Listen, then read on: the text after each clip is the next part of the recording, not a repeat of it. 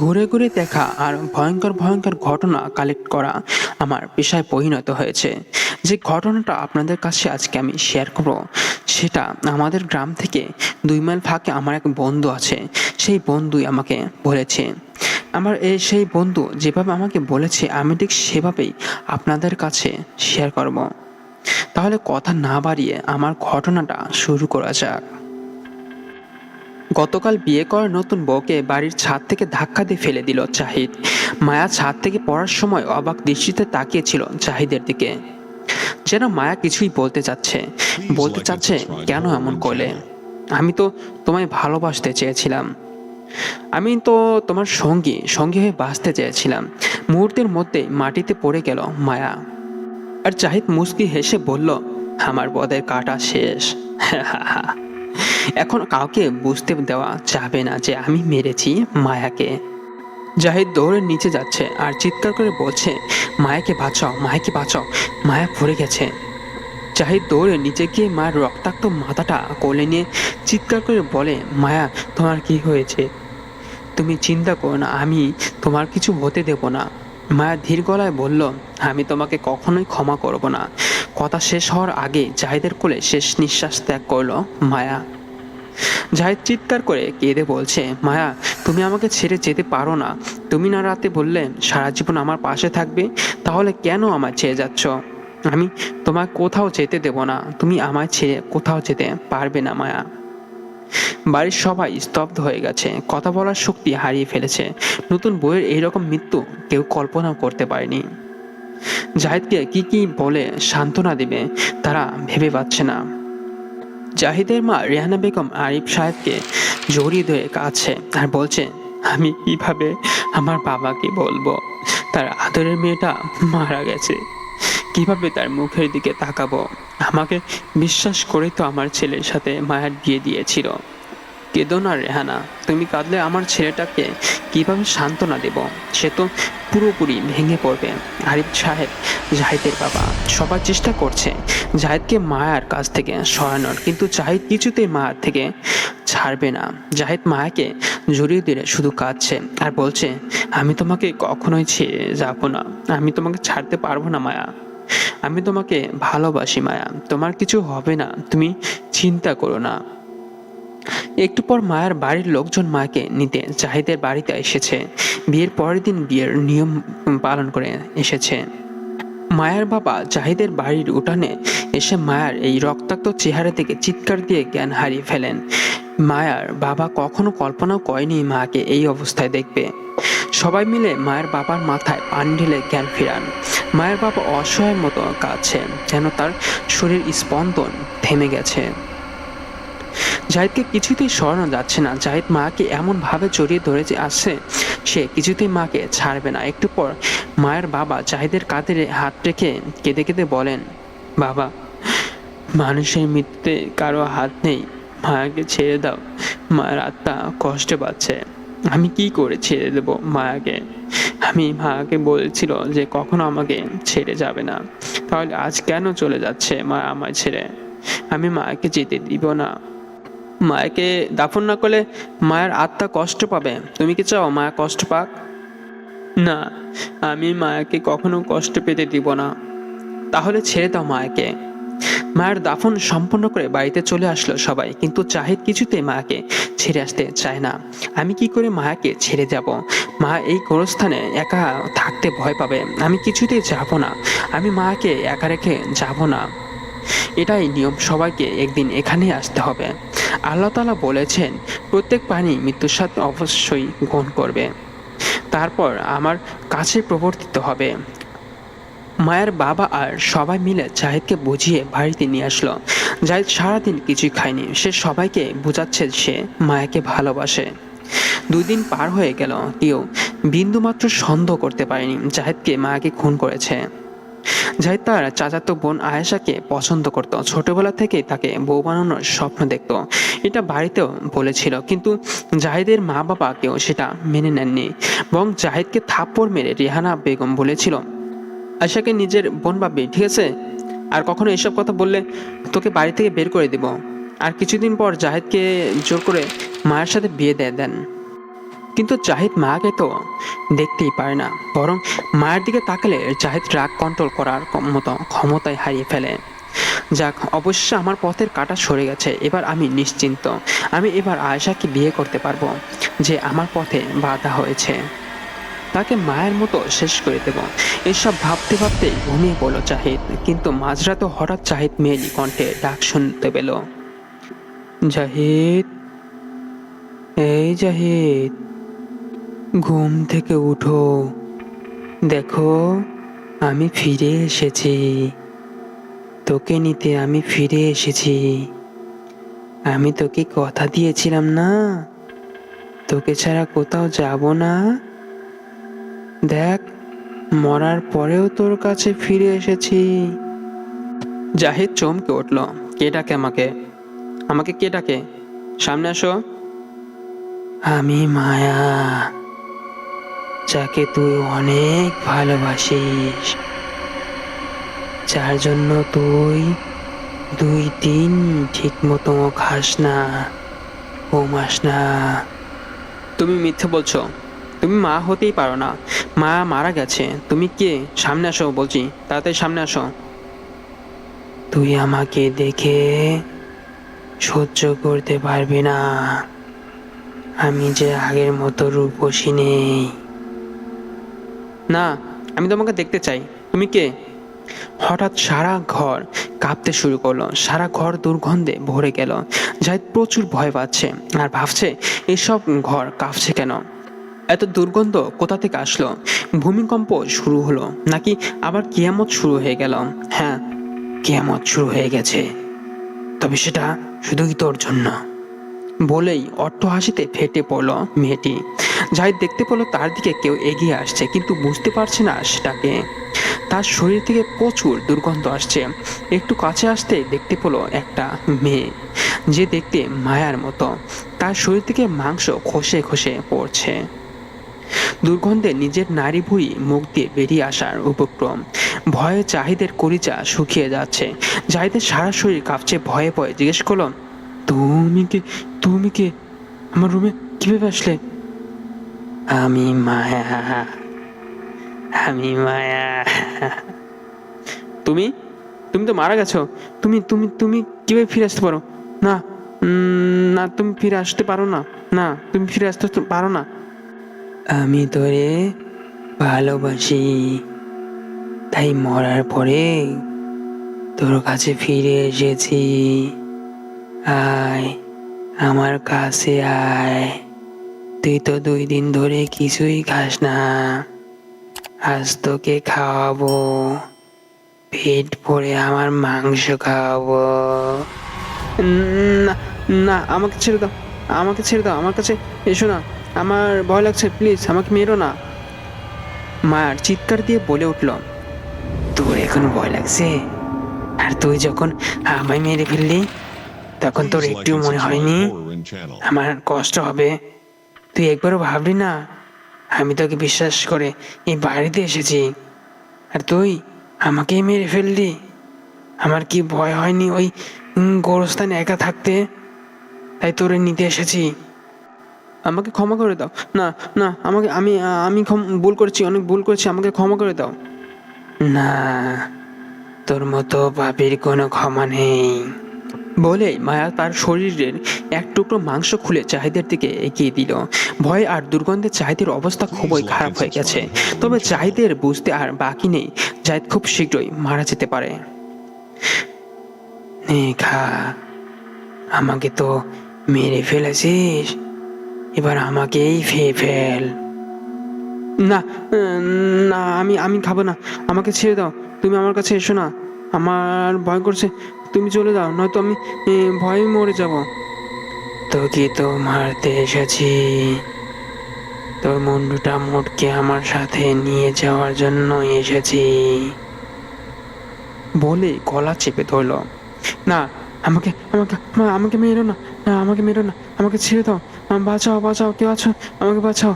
এই বলে চিৎকার দিয়ে দিয়ে ঘুম থেকে উঠল জাহিদ। মায়াকে সামনে দেখতে পেল না। তার মানে আমি স্বপ্ন দেখছি। এত ভয়ঙ্কর স্বপ্ন আমি জীবনে কল্পনাও করিনি।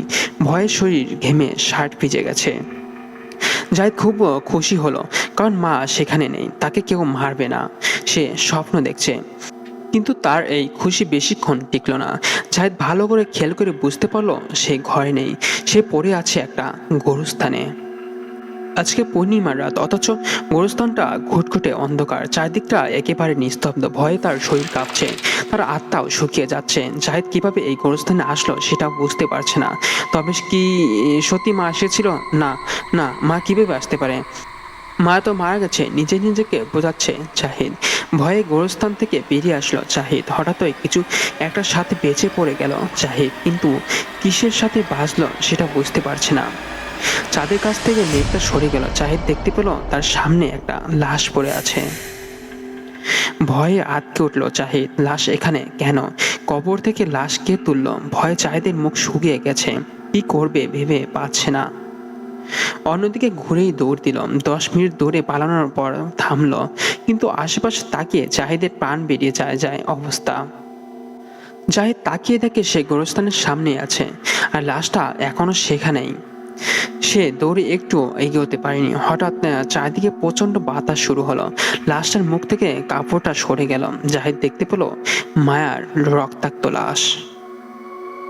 ভয়ে চিৎকার করে উঠল জাহিদ, কি করবে এখন ভেবে পাচ্ছে না। তার রুহটা যেন বেরিয়ে যাওয়ার উপক্রম। হঠাৎ জাহিদ দেখতে পেল দূর থেকে কেউ আসছে তার দিকে। এত অন্ধকারের মাঝেও লোকটিকে স্পষ্ট দেখা যাচ্ছে, বিশাল আকৃতির চেহারা তার, গায়ে সাদা লম্বা জামা। সে যে একটা ঝিন বুঝতে বাকি রইল না। জাহিদ ভয়ে তা কাঁপছে, তার আত্মাটা যেন বেরিয়ে যাওয়ার উপক্রম। জাহিদ ভাবছে সে এত কিছু দেখার পরে অজ্ঞান হচ্ছে না কেন, কেন অজ্ঞান হচ্ছে না। ভয়ে তার কলিজা শুকিয়ে যাচ্ছে, কিন্তু জাহিদ জ্ঞান হারাচ্ছে না। জিনটি এসে বলল, কিরে, ভয় পাচ্ছিস? ভয় পাচ্ছিস কেন? এত তোরই বউ ছিল। জাহিদ ভয়ে ভয়ে বলল, মায়াকে মায়াকে তো কবরে দিয়েছিলাম, তাহলে মায়ের লাশ সেখানে আসলো কিভাবে? তুই তোর বউকে নিয়ে যা, তোর বউ এই গোরস্থানে একা থাকতে ভয় পায়। না, না, আমি আমি এই লাশকে সাথে নিতে পারবো না, আমাকে ছেড়ে দাও, আমার ভয় করছে। জিনটা রাগান্বিত হয়ে বলল, সাথে নিতে পারবি না? তাহলে আবার জানাজা পড়ে তোর বউকে কবর দিয়ে দে। জাহিদ শুধু ভয়ে কাঁপছে, ভয়ে ভয়ে জিজ্ঞেস করলো, এ এটা তো আপনি করতে পারেন, আমাকে দিয়ে কেন করাবেন? না, আমি করতে পারবো না। আমি হলাম বদজিন, আর তোর বউ ছিল পবিত্র মানুষ, আর তুই তাকে হত্যা করেছিস। কথা না বাড়িয়ে যা এবার কবর খোর। কিন্তু জাহিদ কি দিয়ে কবর করবে বুঝতে পারছে না। জিনটি আবার বলল, ওই নতুন কবরের পাশে একটা কোদাল রাখা আছে, যা নিয়ে আয়। জাহিদের কবর খোঁড়ার সাহস নেই, শুধু ভয়ে কাঁপছে। জাহিদ না চাইতেও জাহিদের পা এগিয়ে চলেছে কবর খোঁড়ার জন্য। এমনিতেই এই জিনটাকে দেখে মরার মতো অবস্থা জাহিদের। কি ভয় চেহারা, বুকটা তার আকাশের মতো চওড়া, চোখ দুটো লাল টকটকে, মনে হচ্ছে চোখ দিয়ে আগুন বেরোচ্ছে। তার মধ্যে আবার কবর খোঁড়ার কাজ। জাহিদ ভয়ে ভয়ে কাঁপা কাঁপা হাতে কবর করছে, আর মনে মনে ভাবছে, হয়তো হয়তো জিন আজকে আমাকে মেরেই ফেলবে, আর এটা হয়তো আমারই কবর, আমি নিজেই খুঁড়ছি। একবার ভাবতে পারেন আপনি মাঝরাতে গোরস্থানে একা একটা কবর খুঁড়ছেন? ভাবতেই কাজ শিউরে ওঠে, কিন্তু এই কাজটি করতে হচ্ছে জাহিদকে। জাহিদ করতে বাধ্য। কবর খোঁড়া শেষ করে জাহিদ কাঁপছে। জাহিদ ভয়ঙ্কর জিনটা বলে উঠল, এখন যা, জানাজা পড়ে লাশটাকে আবার কবর দিয়ে দে। জাহিদ কাঁপতে কাঁপতে জানাজার নামাজ পড়ছে। জিনটা জাহিদের পেছনে দাঁড়িয়ে আছে। জাহিদ ভয় পাচ্ছে, যদি জিনটি পেছন থেকে তাকে মেরে ফেলে। এই ঠান্ডা বাতাসের মধ্যেও জাহিদের শার্ট ঘেমে ভিজে গেছে। জাহিদ ভয়ে নিয়েই জানাজা শেষ করলো। তখন জিনটি বলে উঠল, নে, এবার তোর বউকে নিয়ে কবরে নামা। জাহিদ সাহস পাচ্ছে না। এই অন্ধকার রাতে জিনের সামনে একটা লাশ একাই কবরে নামানো। তবু মনকে শক্ত করে একটু সাহস নিয়ে মায়ের লাশটা কোলে নিয়ে কবরে নামালো। আর মায়ের রক্তাক্ত মুখটা দেখে মিলে জাহিদের দিকে তাকালো। জাহিদ ভয় লাশটা ফেলে দিল, যেন জাহিদের রুহটা বেরিয়ে যায়। ভয়ঙ্কর চেহারা জিনটা আবারও বলে উঠল, ফেললি কেন? লাশটা তাড়াতাড়ি কবর দে, নয়তো তোর বউ কোনোদিন তোকে ছেড়ে যাবে না। এবার ভয়ে ভয়ে জাহিদের শরীর ঠান্ডা হয়ে গেল, তবুও মনোবল শক্ত করে লাশটা আবার কোলে তুলল। জাহিদ চোখটা অন্যদিকে ঘুরিয়ে লাশটা কবরে রাখলো। জাহিদ কবর থেকে উঠতে যাবে, তখনই জাহিদের মনে হলো কেউ তার পা টেনে ধরেছে। ভয়ে জাহিদ কথা বলার শক্তি হারিয়ে ফেলেছে। জাহিদের হার্ট ব্লক হয়ে গেছে। ভয়ে ভয়ে পেছনে তাকিয়ে দেখে কেউ পা ধরেনি। এবার যেন প্রাণ ফিরে পেল জাহিদ। তার মধ্যে জিনটা বলে উঠল, তাড়াতাড়ি উপরে উঠায়, নয়তো কোনোদিনও উঠতে পারবি না।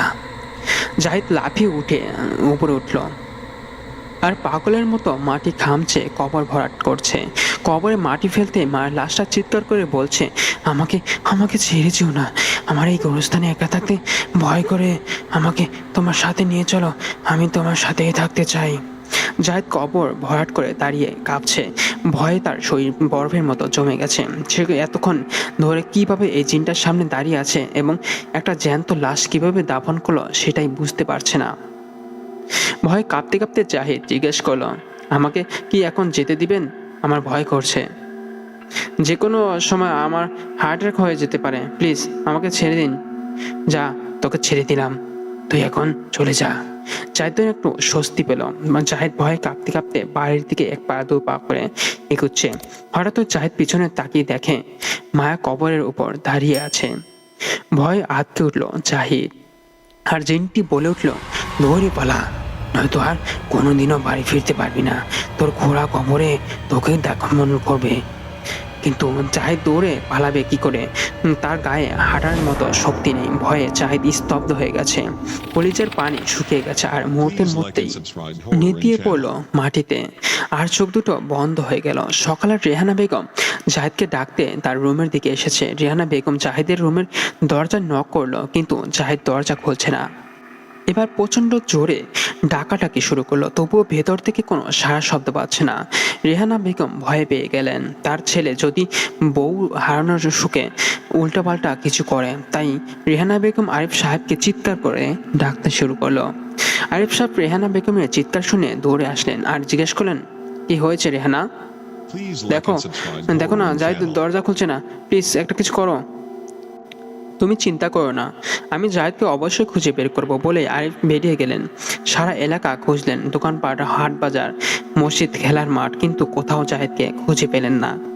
জাহিদ ফোনটাও ধরছে না। জাহিদকে খুঁজে না পেয়ে আরিফ সাহেব বাড়িতে ফিরে আসলেন। আরিফ সাহেবকে দেখেই রেহানা বেগম বলেন, তুমি জাহিদকে পেয়েছো? জাহিদ কোথায়? জাহিদ আসেনি? না, আমি জাহিদকে খুঁজে পাইনি। কথা শুনে রেহানা বেগমের বুক ফেটে কান্না আসতেছে। রেহানা বেগম জাহিদকে না পাওয়ায় কেঁদেই চলেছে। দুপুরবেলা বাড়িতে সবাই জাহিদের জন্য অস্থির হয়ে পড়েছে। হঠাৎ জাহিদের বাড়িতে একজন লোক দৌড়ে আসলো আর হাঁপাতে হাঁপাতে বলল, জাহিদকে জাহিদকে পাওয়া গেছে, জাহিদ গোরস্থানে পড়ে আছে। এই কথা শুনে মাত্র বাড়ির সবাই দৌড়ে গেলেন ওই গোরস্থানে। গিয়ে দেখেন জাহিদ পড়ে আছে মায়ের কবরের পাশে। জাহিদকে তুলে হাসপাতালে নিয়ে যাওয়া হলো। সারাদিন ডাক্তাররা জাহিদের জ্ঞান ফেরাতে পারল না। রেহানা বেগম তা চিন্তায় চিন্তার অর্ধমরা হয়ে গেছে। অবশেষে সন্ধ্যাবেলা জাহিদের জ্ঞান ফেরে, তবে জাহিদের কথা বলার শক্তি হারিয়ে ফেলেছে। জাহিদের শরীরে প্রচন্ড জ্বর। 2 দিন হয়ে গেল জাহিদের জ্বর ভালো হচ্ছে না। জাহিদ খাবারও খাচ্ছে না। এসব দেখে রেহানা বেগম কাঁদছে আর বলছে, আমার একমাত্রই ছেলে, আমার একটা মাত্র ছেলের কি হলো? জাহিদের কিছু হয়ে গেলে কি নিয়ে বাঁচবো আমি? সবাই জাহিদের অসুস্থতায় চিন্তিত হয়ে গেল, শুধুমাত্র আয়েশা ছাড়া। আয়েশা ভাবছে জাহিদের রুমের দরজার ভেতর থেকে আটকানো ছিল, জাহিদ ভেতরে ছিল না, রুমের জানালাটাও বন্ধ ছিল। তাহলে জাহিদ বাইরে গেল কি করে? আর জাহিদের রুমের এত শক্তিশালী দরজা যেটা কেউ ভাঙতে পারলো না, সেই দরজা তার হালকা ধাক্কায় কিভাবে খুলে গেল? আর জাহিদ রাতের বেলা গোরস্থানে কি করছিল? অবশেষে সে বুঝতে পারলো এটা অবশ্যই কোনো বদজিনের কাজ। তাই আয়েশা দৌড়ে গেল রেহানা বেগমের কাছে, গিয়ে বলল, বড়মা বড়মা, জাহিদ ভাইকে এই হাসপাতালে রেখে লাভ নাই। আমার মনে হয় জাহিদ ভাইয়ের ওপর জিনের আঁচড় পড়েছে। জাহিদ ভাইকে হুজুর অথবা কবিরাজের কাছে নিয়ে যেতে হবে। আশার কথা শুনে যেন সকলের ঘুম ভাঙলো। সবাই একে অন্যজনের মুখের দিকে তাকিয়ে করলো। অবশেষে জাহিদকে বাড়িতে নিয়ে আসলো আর এ বিষয়ে অভিজ্ঞ হুজুরকে খবর দিল। হুজুর এসে জাহিদের অবস্থান থেকে বুঝতে পারলো জাহিদ কোনো বিশেষ কিছু দেখে ভয় পেয়েছে। হুজুর 2 দিন ধরে চেষ্টা করছে জাহিদকে সুস্থ করতে। অবশেষে জাহিদ কথা বলার শক্তি ফিরে পেল। জাহিদ জবান দিয়ে ফিরে পেতেই ভয়ে ভয়ে বলল, মায়া, মায়া, মায়া আমাকে মেরে ফেলবে, মায়া আমাকে মেরে ফেলবে। এই কথা শুনতেই হুজুর বলল, তাড়াতাড়ি এই রুম থেকে আপনারা সবাই বের হন। আমি যতক্ষণ না বলবো কেউ এই রুমে আসবেন না। তাড়াতাড়ি করুন। সবাই দৌড়ে রুম থেকে চলে গেল। জাহিদে ভয়ে কাঁপছে। হুজুর জাহিদের মায়ের হাতে রেখে জোরে জোরে দোয়া পড়তে শুরু করেন। জাহিদ একটু পর শান্ত হলো। হুজুর জাহিদকে জিজ্ঞেস করলো, কি হয়েছিল সেদিন? জাহিদ হুজুরকে বলল, হুজুর, মায়া ফিরে এসেছে। মায়ের আত্মা আমাকে মারতে চায়, আমাকে তার সাথে নিয়ে যেতে চায়। সে নিশ্চয়ই তোমাকে সেদিন অচেতন অবস্থায় এই গোরস্থানে নিয়ে গিয়েছিল। আর তুমি প্রথমে মায়ের লাশ দেখতে পেয়েছিলে, পরে জীবন্ত মায়াকে, তাই না? জাহিদ অবাক হচ্ছে, হুজুর কিভাবে জানলো? জাহিদ তো হুজুরকে কিছুই বলেনি। হুজুর আবার বলা শুরু করলো, তুমি যে মাকে দেখেছিলে না, ওইটা মায়ের আত্মা ছিল না। আত্মা বলে কিছুই হয় না। যে একবার মারা যায় সে কখনো ফিরে আসতে পারে না। তাহলে আমি যে মাকে দেখেছি সেটা কে ছিল? সে ছিল গোরস্থানের ঝিন। তবে তুমি ভয় পেও না, সে তোমার কোনো ক্ষতি করতে পারবে না। আমি তোমার শরীর বন্ধ করে দিয়ে যাব। তবে তুমি কাউকে এইসব কথা বলো না, তাহলে তোমার ক্ষতি হবে। এই কথা শুনে জাহিদ মনে একটু সাহস পেল। 1 সপ্তাহ হয়ে গেল জাহিদ আর মায়াকে বা কোনো জিনকে দেখতে পায়নি। জাহিদ ভাবলো সব ঠিক হয়ে গেছে। আর ওইদিকে জাহিদ সুস্থ হওয়ার বাড়ির সবাই খুশি জাহিদের জীবন নতুন ভাবে শুরু করার জন্য। বাড়ির সবাই মিলে সিদ্ধান্ত নিয়েছে জাহিদের সাথে আয়েশার বিয়ে দিবে। সেই উপলক্ষে বাড়ির সবাই খুশি। আর জাহিদ যতবারই বিয়ের কথা মনে করে তখনই তার সামনে ভেসে ওঠে মায়ের রক্তাক্ত মুখ। আর জাহিদ ভয়ে কুঁকড়ে যায়, কিছুতেই বলতে পারে না সেই রাতের ভয়ঙ্কর অভিজ্ঞতা। অবশেষে জাহিদের সাথে আয়েশার বিয়ে হলো। জাহিদ বাসর ঘরের দিকে 1 পা 2 পা করে এগিয়ে যাচ্ছে। জাহিদ খুশি মনে বাসর ঘরের দরজা খুলে ভিতরে প্রবেশ করলো। আর সাথে সাথে জাহিদের নাকে ভেসে আসলো মায়ার শরীর পচা সেই ভয়ঙ্কর গন্ধ। ভয় আঁতকে উঠল জাহিদ। শরীরের সমস্ত শক্তি গায়েব হয়ে গেল। জাহিদের কলিজা শুকিয়ে গেছে। তবে কি মা ফিরে এসেছে? মুহূর্তের মধ্যে জ্ঞান হারিয়ে মাটিতে পড়ে গেল জাহিদ। আয়েশা খাটে বসে আছে, জাহিদের জন্য অপেক্ষা করছিল। জাহিদের এসব পড়ে যাওয়া দেখে আয়েশা দৌড়ে আসলো এবং জাহিদকে ডাকতে শুরু করলো। জাহিদ উঠছে না দেখে বাধ্য হয়ে চিৎকার দিল আয়েশা। বাড়ির সবাই চিৎকার শুনে দৌড়ে আসলো। এসে দেখে জাহিদ মাটিতে পড়ে আছে। সবাই মিলে জাহিদকে তুলে বিছানায় নিয়ে গেল। এরপর আরিফ সাহেব জাহিদের মুখে পানি ছিটিয়ে দিলেন। জাহিদ জ্ঞান ফিরে পেয়ে প্রথমে ভয়ে ভয়ে জিজ্ঞেস করলাম, আমি কোথায়? তুই তুই তোর রুমে আছিস। এবার বল, অজ্ঞান হলি কেন? নাকে একটা ভয়ঙ্কর গন্ধ ভেসে আসছিল, তাই ভয় পেয়েছিলাম। জাহিদের কথা বাড়ির সবাই হেসে উড়িয়ে দিল। শুধুমাত্র আয়েশা একটু অবাক হয়ে তাকিয়েছিল জাহিদের দিকে। সবাই রুম থেকে চলে যাওয়ার পর আয়েশা জাহিদকে জিজ্ঞেস করলো, সত্যি কি কি কি হয়েছিল? তুমি আমাকে বলো, কি হয়েছে তোমার? মায়া, মায়া ফিরে এসেছে। ও আমাকে মারতে চায়। যাকে তুমি নিজ হাতে খুন করেছো সে কি ফিরে আসবে কিভাবে? জাহিদ চমকে উঠল, ভয়ে ভয়ে জিজ্ঞেস করলো, তুই কি বলছিস এসব? হ্যাঁ, আমি ঠিকই বলছি। তুমি সেদিন মাকে ধাক্কা দিয়ে ছাদ থেকে ফেলে দিয়েছো, আমি দেখেছি। জাহিদ অদ্ভুতভাবে তাকিয়ে আছে আয়েশার দিকে, কিছু বলতে পারছে না। আয়েশা আবার বলতে শুরু করলো, আমি সেদিন ছাদে যাচ্ছিলাম তোমাদের ডাকতে। তখন আমি দেখি তুমি মাকে ধাক্কা দিয়ে ফেলে দিলে ছাদ থেকে। কিন্তু আমি কাউকে বলিনি, কারণ আমি তোমাকে ভালোবাসি। হয়তো কোনোদিনও বলিনি, কিন্তু মনে মনে আমি তোমাকেই চাইতাম। আর আমি জানতাম তুমি আমাকে পাওয়ার জন্যই মাকে মেরে ফেলেছ। তোর এসব কথা বলা উচিত হয়নি আয়েশা। তুই যখন সব জানিস তোর চুপ থাকা উচিত ছিল। এখন তুইও বাঁচতে পারবি না। কে মারবে আমাকে? মায়া। মায়া তোকে মেরে ফেলবে। মায়া তোকে, আমাকে কাউকে বাঁচতে দিবে না। সেদিন গোরস্থানে আমি একটুর জন্য বেঁচে গেছি, কিন্তু এবার মনে হয় আর বাঁচতে পারবো না। আমি তোমার মতো এসব আত্মায় বিশ্বাস করি না। হুজুর বলেছে ও আত্মা না, ও একটা জিন। সে যাই হোক, এসব ভেবে কোনো লাভ নেই, তার চেয়ে বরং চলো আজকে আমার বাসরটা উদযাপন করি। হঠাৎ মাঝরাতে হুজুরের ডাক শুনে ঘুম ভাঙল জাহিদের। জাহিদ চমকে উঠল। হুজুর, আপনি? তোকে বলেছিলাম না এসব কথা কাউকে বলবি না, কিন্তু সব তুই বলেই দিলি। তোর বউকে সব বলে দিলি। এবার তোদেরকে কে বাঁচাবে? তোরা সবাই মারা যাবি, তোরা সবাই মারা যাবি। এই বলেই অদৃশ্য হয়ে গেল হুজুর। জাহিদ ঘুম থেকে লাফ দিয়ে উঠল। এসব কি স্বপ্ন দেখলাম?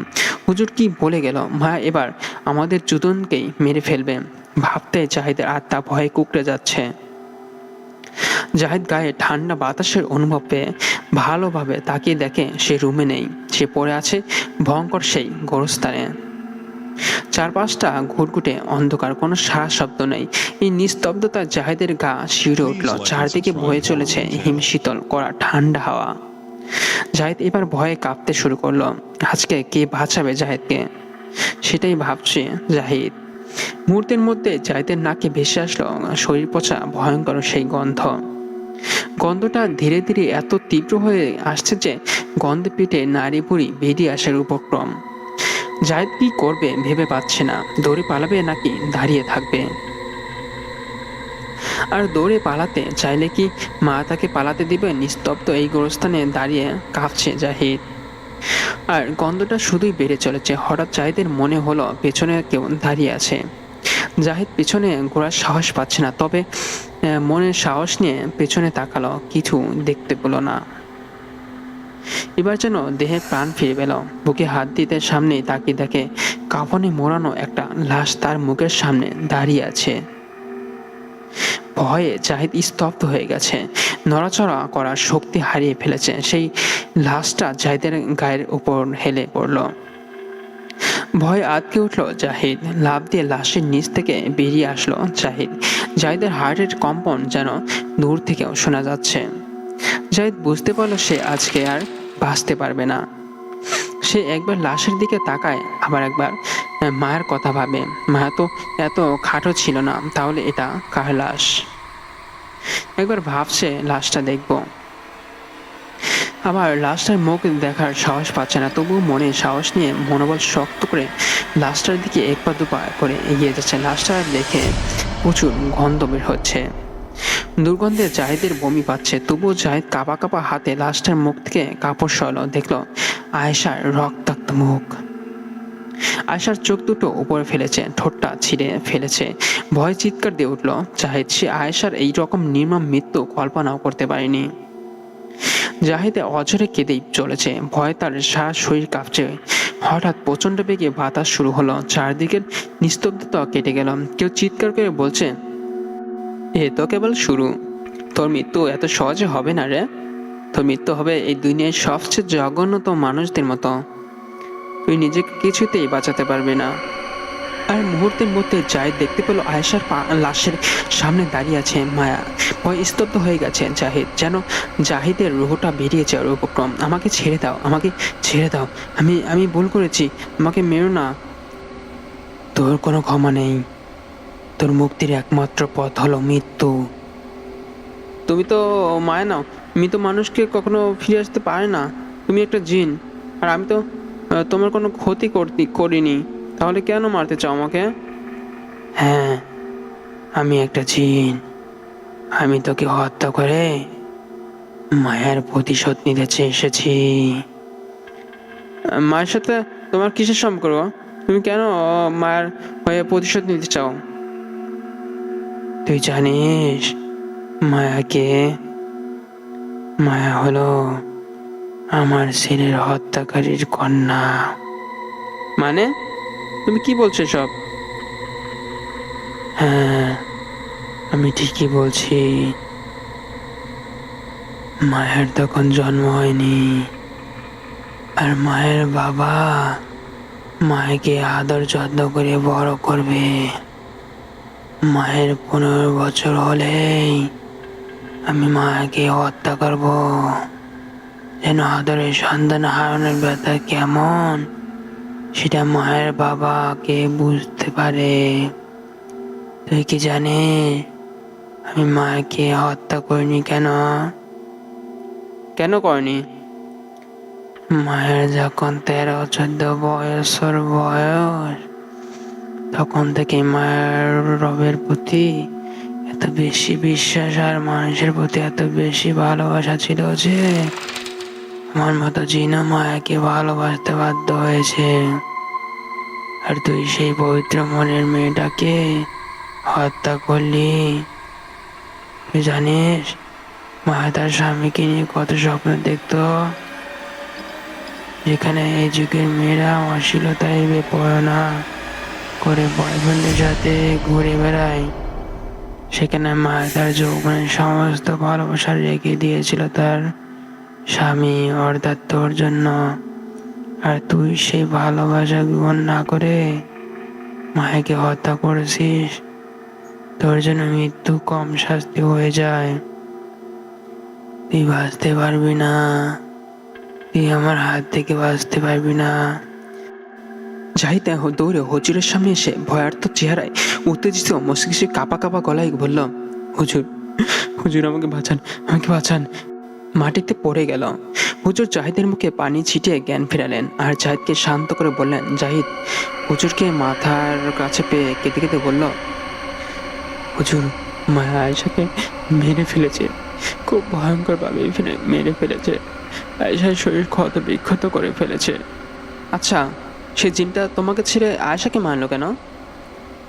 আমি আয়েশাকে গোরস্থানের সব ঘটনা বলে দিয়েছিলাম। আপনার নিষেধ করা সত্ত্বেও গত রাতে সব বলে দিয়েছিলাম। আর মাঝরাতে যখন ঘুম ভাঙলো নিজেকে সেই গোরস্থানে দেখতে পেলাম আর আমার পাশে পড়েছিল আয়েশার রক্তাক্ত লাশ।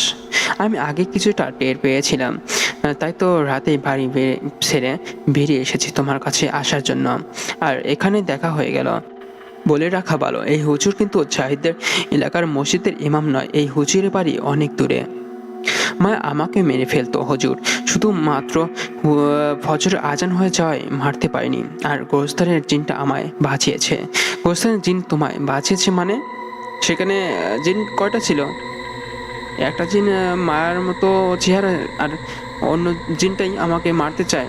আর একটা জিন আমাকে শুধু পালিয়ে আসতে বলে। এখন বুঝতে পারছি ব্যাপারটা। তুমি হয়তো কোনো অন্যায় করেছো, তাই মায়ের রূপ ধারণ করে ওই জিনটা তোমার হত্যা করে প্রতিশোধ নিতে চায়। তবে গোস্তান ওই জিনটা চায় তুমি বেঁচে থাকো। এবার বলো, তুমি কি কোনো খারাপ কাজ করেছো? হুজুরের প্রশ্নে শুনে জাহিদ ভয় পেয়ে গেল। না হুজুর, আমি আমি কিছুই করিনি। কিন্তু জাহিদের চেহারা থেকে হুজুর বুঝতে পারো জাহিদ কিছু একটা লুকাচ্ছে। তাই হুজুর আর কিছু বললো না। কিছুক্ষণ চুপ থেকে হুজুর বলল, যেহেতু তুমি কোনো খারাপ কাজ করোনি, তাহলে হতেই পারে আয়েশা বেঁচে আছে। শুধুমাত্র তোমাকে ভয় দেখানোর জন্য আয়েশার লাশ দেখানো হয়েছে। জাহিদ এবার মনে একটু আশা নিয়ে জিজ্ঞেস করো, এমনটা কি হতে পারে? সত্যি কি আয়েশা বেঁচে আছে? আমার মনে হয় আয়েশা বেঁচে আছে। চলো আগে বাড়িতে ফিরে দেখি। বলেই বেরিয়ে পড়ল জাহিদ আর হুজুর। কিন্তু সেখানে গিয়ে দেখে কোনো মানুষ সেখানে জীবিত বা মৃত ব্যক্তি নাই। তারপরের দিন সেই হুজুর তাকে একটা তাবিজ বানিয়ে দেয়। জাহিদের গায়ে সেই তাবিজ থাকাতে জাহিদের গায়ে কোনো খারাপ কোনো কিছু আচরণ কোনো কোনো আচরণ করতে পারে না সে জাহিদের শরীরে। সে প্রতিদিন রাতে যেমন স্বপ্ন দেখতো, খারাপ খারাপ স্বপ্ন, সেটাও আর ভয়ঙ্করভাবে আসতো না। তারপর থেকে আস্তে আস্তে সব কিছুই স্বাভাবিক হয়ে যায়। বন্ধুরা, আমার ঘটনাটা কেমন লেগেছে তা অবশ্যই আমার কমেন্ট বক্সে জানাবেন, কারণ আপনার প্রতিটি কমেন্ট আমাকে নতুন নতুন ভয়ঙ্কর ঘটনা বলতে উৎসাহিত করবে।